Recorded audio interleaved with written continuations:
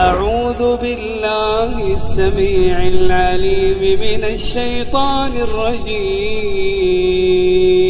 بسم اللہ الرحمن الرحیم۔ اسلامک ورلڈ ٹی وی کے دوستو السلام علیکم۔ دوستو آج ہم آپ کے لیے ایک نئی ویڈیو کے ساتھ حاضر ہوئے ہیں۔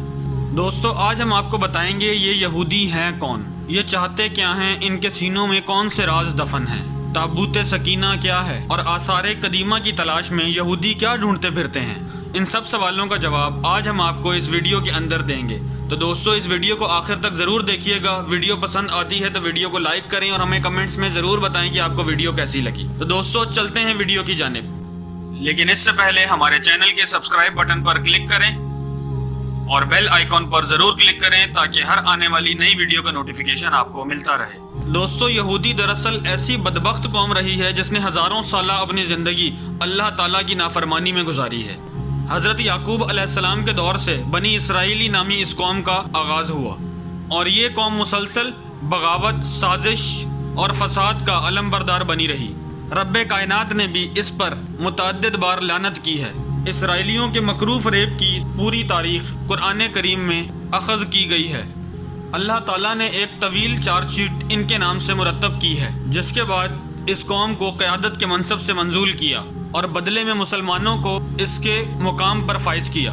دنیا بھر کی اقوام میں یہ وہ واحد قوم ہے جس کو اللہ تعالیٰ نے سب سے زیادہ غضب و ملامت کا سزاوار ٹھہرایا ہے۔ قرآن پاک کے تفصیلی مطالعے سے یہودیوں کے جو طویل جرائم ہمارے سامنے آتے ہیں، انہیں پڑھ کر اس قوم کی مجموعی نفسیات ہمارے سامنے آتی ہے، جو کہ میں آج آپ کو بتانے جا رہا ہوں۔ یہ قوم عہد و پیمان کی مسلسل نافرمانی کرتی تھی، چنانچہ آخر کار کوہ طور کو ان کے سروں پر لٹکایا گیا، تاہم اس کے باوجود عہد شکنی کا یہ سلسلہ جاری رہا۔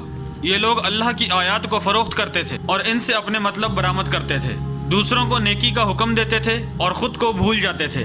آل فرعون کے ظلم سے نجات پانے اور سمندر میں سے راستہ مہیا کیے جانے کے باوجود وہ اپنے پروردگار کے مسلسل ناشکر گزار بنے رہے۔ موسیٰ علیہ السلام کے کوہ طور پر جانے اور اللہ تعالیٰ سے مسلسل ملاقات کے بعد وہ بلا وجہ بچھڑے کی پرستش میں لگ گئے۔ اللہ پاک نے انہیں گائے ذبح کرنے کا حکم دیا، وہ بہت سٹ پٹائے اور حضرت موسیٰ علیہ السلام سے 5 دفعہ مطالبہ کیا کہ وہ اپنے رب سے اس کے بارے میں ٹھیک ٹھیک حکم لے کر آئیں، محض اس لیے کہ وہ گائے کے ذبح سے کسی طریقے سے بچ سکیں۔ یہ لوگ کھلے عام کہتے تھے کہ وہ آنکھوں سے دیکھے بغیر اللہ تعالیٰ پر ایمان نہیں لائیں گے۔ اللہ نے جب انہیں آسمان سے بلا محنت و مشقت من و سلوہ فراہم کیا تو ضد کر کے اسے اپنے لیے بند کروایا اور مطالبہ کیا کہ زمین سے ان کے لیے اناج اور سبزیاں پیدا ہونے کا بندوبست کیا جائے۔ صحرا کی سخت دھوپ سے بچاؤ کے لیے اللہ کی جانب سے ان پر بادلوں کے سائے جیسی ٹھنڈک مہیا کی گئی، لیکن مجال ہے انہوں نے اللہ تعالیٰ کے آگے کبھی عاجزی اختیار کی ہو۔ اللہ نے انہیں ایک بستی میں داخل ہوتے وقت حتہ یعنی معافی کا لفظ ادا کرنے کا حکم دیا۔ اس حکم کی تعمیل میں کسی قسم کی کوئی قباحت نہیں تھی، مگر نہ جانے کیوں انہوں نے اللہ تعالیٰ کا حکم نہیں مانا اور ضد میں اس لفظ کو بدل کر کسی اور لفظ میں تبدیل کر دیا۔ اللہ پاک نے اپنی رحمت سے اس بستی میں 12 قبیلوں کے لیے 12 چشمے پیدا کر دیے تاکہ ان کے درمیان پانی کے مسئلے پر کبھی تصادم نہ ہو، مگر اس رعایت کے باوجود وہ مسلسل اللہ پاک کے تمام نبیوں کی نافرمانی کرتے تھے۔ آسمان سے بھیجے گئے پیغمبر کو قتل کرنے اور انہیں پھانسی پر لٹکانے کے لیے بھی ان کے درمیان کوئی آر نہ تھی۔ حضرت یحییٰ علیہ السلام کا سر قلم کروا دیا، ایک نبی کو کنویں میں الٹا لٹکا کر چھوڑ دیا اور حضرت عیسیٰ علیہ السلام کو تختہ دار پر پہنچانے کی سازش میں پیش رہے۔ کہتے تھے کہ پیغمبری صرف بنی اسرائیل کی نسل کے لیے وقف ہے، اس لیے وہ بنی اسماعیل کے پیغمبر یعنی حضرت محمد صلی اللہ علیہ وآلہ وسلم پر ہرگز ایمان نہیں لائیں گے۔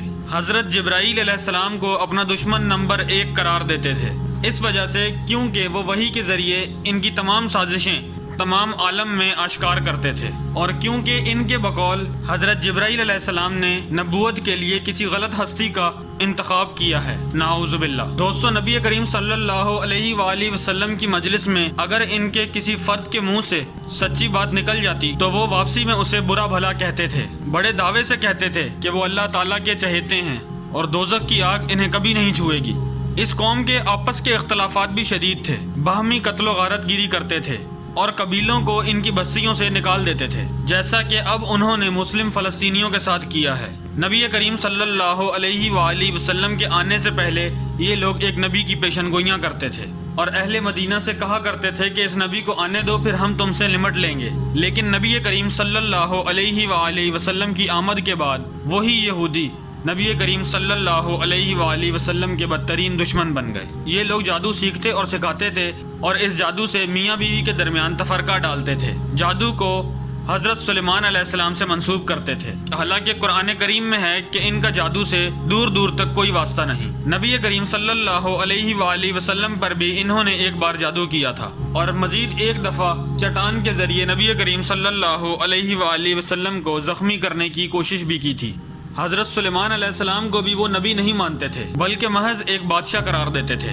اپنے پیغمبروں اور نبی کریم صلی اللہ علیہ وآلہ وسلم سے کریت کریت کر سوال کرتے تھے۔ نہ صرف وہ خود بلکہ مسلمانوں کو بھی یہ کام کرنے پر اکساتے تھے۔ لوگوں کو ہمیشہ اللہ کے راستے سے روکتے تھے، لوگوں کا مال ناجائز طریقے سے کھا جاتے تھے۔ انہوں نے 2 مرتبہ زمین پر فساد عظیم برپا کیا ہے، دوسروں کی بیویوں کو تانگ جانگ کرنے اور ان سے خود اپنی بیٹیوں اور بہنوں سے نعوذ باللہ بدکاری کرنے کے الزام بھی لگاتے تھے، اور ذرا بھی شرم محسوس نہیں کرتے تھے۔ جب سیدنا موسیٰ علیہ السلام نے یہودیوں کو فلسطین کے حکمران کے خلاف جنگ کرنے کا حکم دیا تو انہوں نے جواب دیا، اے موسیٰ، ہم وہاں ہرگز داخل نہیں ہوں گے جب تک کہ وہ لوگ وہاں موجود ہیں۔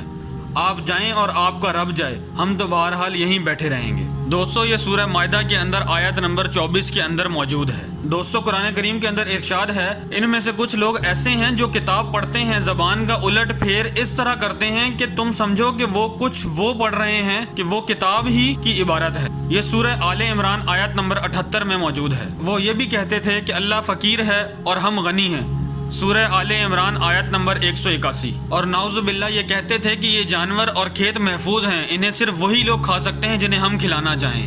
قرآن کریم میں سورہ انعام آیت نمبر 138 میں موجود ہے۔ اور دوستو، ان میں سے ایک گروہ اپنے لوگوں سے یہ کہتا تھا کہ نبی کریم صلی اللہ علیہ وآلہ وسلم پر جو کچھ نازل ہوا ہے اس پر صبح ایمان لاؤ اور شام کو انکار کر دو۔ سورہ آل عمران آیت نمبر 72 میں موجود ہے۔